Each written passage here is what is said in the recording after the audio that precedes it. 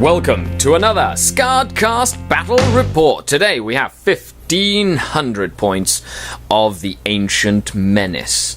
The Necrons' phalanx is advancing against the Dark Eldar army.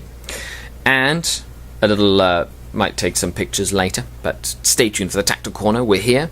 So, in his army, this is Fred, by the way. You haven't seen him on the channel before. How's it going? I'm Fred. And what do we have deployed on the table? By the way, mission is the Skari. So we have one objective by the Rhino, one objective in the little altar inside of the cathedral, one objective on the second floor of this manufactorum building, one objective in the middle of no man's land, one objective by the Aquila, the crashed Aquila, one objective in that crater, and that is all 6 objectives. So, Fred, starting from this side, going that way, what do we have? I have 6 scarabs with 2 spiders. They don't have any weapons on them. They're just a fast attack. I have 4 wraiths and a destroyer lord. Up here I have 8 warriors and a cryptek with a haywire gun. And 2 annihilation barges hiding with me. And in reserve, I have my 2 night size, the unit of immortals, and a unit of warriors, along with my overlord. Okay, and there's 1 cryptek in the little unit of warriors, and 1 cryptek with a flamer with the abyssal staff, which I know and loathe, in the unit of immortals that have Gauss. For 1,500 points of Dark Eldar, you've seen me dabble around with this big unit of 20-man warriors. So, 20 warriors with 2 splinter cannons, with a Farseer who rolled, I took Prescience, Guide, and rolled Dominate. So that's going to be a fun one to try out, since I have never tried Telepathy before. With the Homunculus, with a Liquefy gun, 2 5-man Witch units in Raiders with Grizzly trophies. They rolled +1 attack on their combat drugs, 2 units of 3 Rex in Venoms, 2 Ravagers with Night Shields, the Night Spinner back there, and of course, my Venom with 3 Trueborn and 2 Splinter Cannons. Of course, in reserve, I have a Razorwing with a Flicker Field and stock weapons. And of course, the Eldar jet bikes coming in for the TSN turning point of the game. Of course, we're about to see if the Dark Eldar can steal the initiative like the sneaky pointy elves that they are. They did it against the demons. Let's see if they can do it again this time. And they do not. We'll be back as the Necron menace advances, and on camera we will now reveal the different objectives. This objective here is the 4-pointer in No Man's Land. Wow, we're going to be fighting a lot over that one, that's for sure. This one over here is going to be moving the objective. Dark Eldar cheat. A 1-pointer. They don't really think rubble is too important, apparently. The one in the Manufactorum is going to be a 3-pointer. Apparently Necrons like their metal bits. In the Rhino, will the pilot or the rubble of the Rhino be important? 3 points! Wow, that's 6 points in the Necron deployment zone. Last but not least, the Cathedral. At least we know it's not the 1-pointer. It is now a 2-pointer, so sort of important. And last but not least, another, I believe it's 2 points. Haha, math works every time. 2 points. The most unepic Necron turn ever. We had the Necron annihilation barges scoot back, kind of trying to stay out of range of the Ravagers. We had the Tomb Spiders both take a wound, trying to create Scarabs, but creating 2 more Scarabs. The Wraith's also moving back. Considering he has 10 points of objectives nearby, he is no hurry to go anywhere. The Dark Eldar and Eldar will have to push forward, but also be wary of the reserves that are going to be coming in at certain points in the game. So, we're moving on to Dark Eldar turn 1. There was much shuffling forward, and I tried to focus down as much as I could on the Wraiths and the Destroyer Lord, putting 2 wounds on the Lord and killing 3 of the Wraiths, but 1 is still alive and the Lord is still at 1 wound. The Night Spinner, who was guided, actually missed the Scarabs horribly, but the Trueborn in the back, in that Venom right over there, did actually kill one of the Tomb Spiders that was peeking out the side of the building. And the other one is still alive, though, and at large. So now we're going to be rolling for reserves. So Fred's going to roll to see if the Night Sides come on. Okay, the red dice is the one with my Overlord in it. Okay. On 3 or higher. So, the one without the Overlord shows up. The barges have advanced and started to put pressure on the Dark Eldar opponents, killing 7 out of the unit of warriors with their Tesla, and then arcing and immobilizing the Venom and putting 1 hull point on it. The Night Scythe moved on and succeeded in putting 1 hull point and shaking that 1 Venom. I passed another cover save in order to make it survive. The Scarabs are moving up at full blast and have uncovered a Skyfire Nexus in the building, while this is actually a target priority one, so re-rolling ones to shoot. That's actually another Skyfire Nexus back here, and over here we have a Gravwell Generator on that 3 back there. So now we're moving on to Dark Eldar turn 2, and we're rolling to see if my reserves show up. So we have a unit of Eldar jet bikes. They do not show up. They know what is good for them. And a Razorwing. That does not show up either. He wants to make sure both Night Scythes are committed before he comes onto the board. The big blob unit moved up after all those casualties and opened up with the 2 Venoms into this warrior unit, killing 2, but 2 stood back up after they passed the round test. 2 re-rolling misses Ravagers and 2 Raiders fired all their lances into 1 and only put 1 hull point pen in it and immobilized it. So it's still alive, but at least can't move around, leaving the other Annihilation Barge free to reign supreme. The Night Spinner on the other flank moved up and flamed 4 of the Scarabs with its Torrent Flamer, Monofilament Flamer.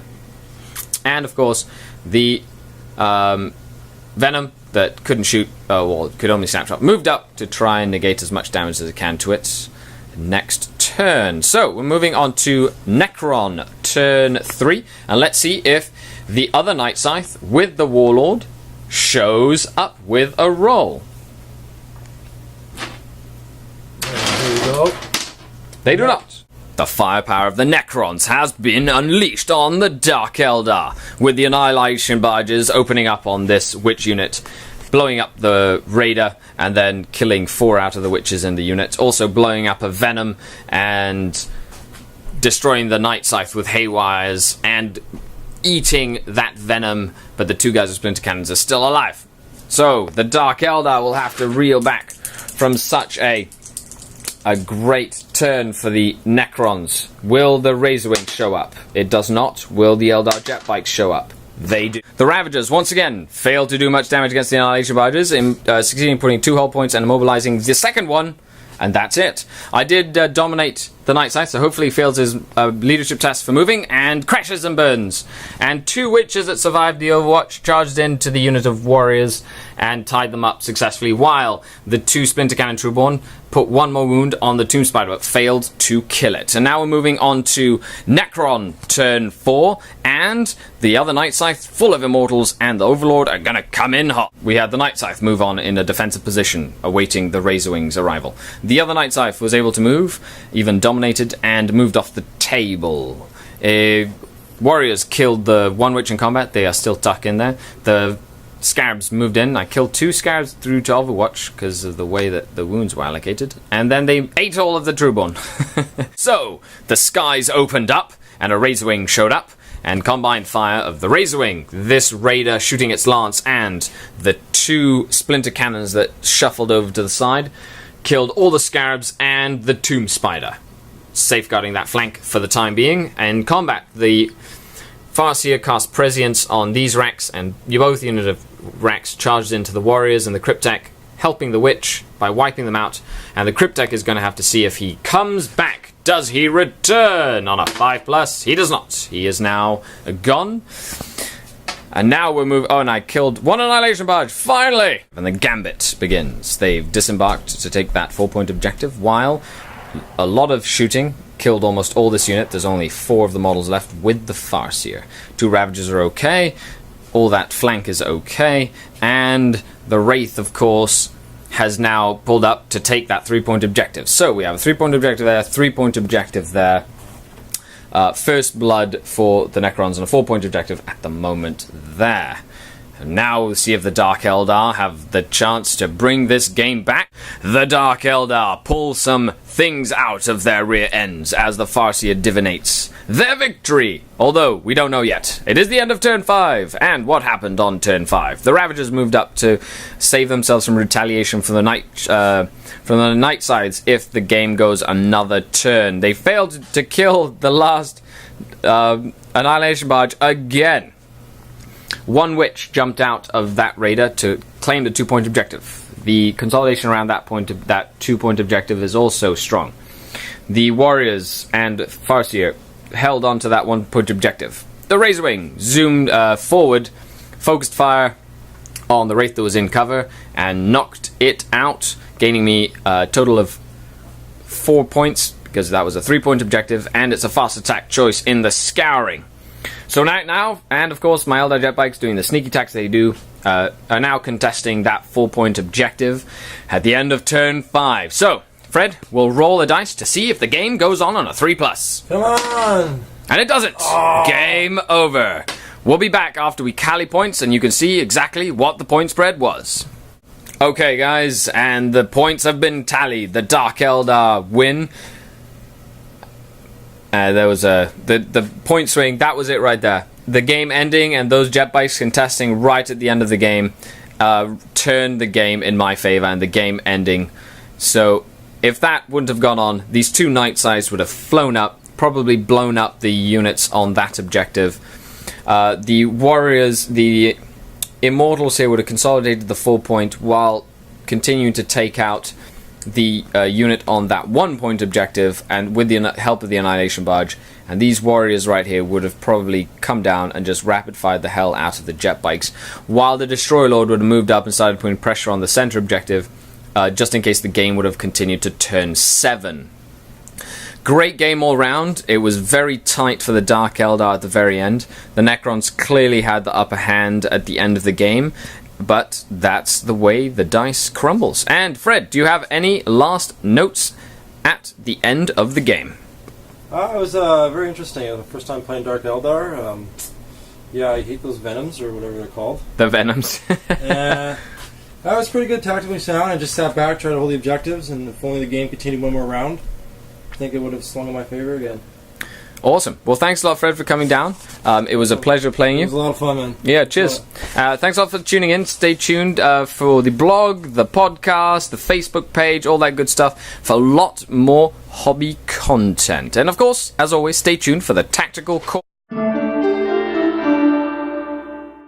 Welcome to another Tactical Corner. And we start with the Necrons advancing. Not really aggressively. I'd deployed defensively to push them out. I forced his hand with a great first turn shooting. I knew most of the fighting was going to happen around that first 4-point objective, so I focused most of my forces in that area. He came out full swinging, and towards the end of the game he really had the upper hand, but I stuck to my guns, I used what I had, and at the end the Eldar trickery, the jet bikes, really swung the game in my favor. When you have little units like Eldar jet bikes that can win you the game, make sure you don't squander them in a game like this, because that 8-point swing, thanks to the 4-point objective, was what really won me the game at the end of the game.